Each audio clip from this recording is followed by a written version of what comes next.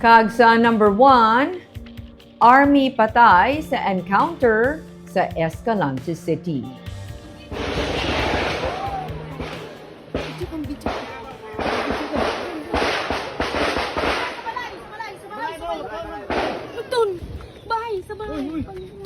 Pasok. Mabatian sa sininga video ang paglinupok kag makita ang pagpaninguha sa mga pumuluyo lakip na mga kabataan sa pagpanago sa sulod sa Inabalay, samtang nagapadayon ang engkwentro sa Barangay Tamlang, Escalante City, mga pasado 2:00 sang hapon sa Lunes, Hunyo 1. Isa ka soldado ng 79th Infantry Battalion ang napatay sa natabo nga engkwentro.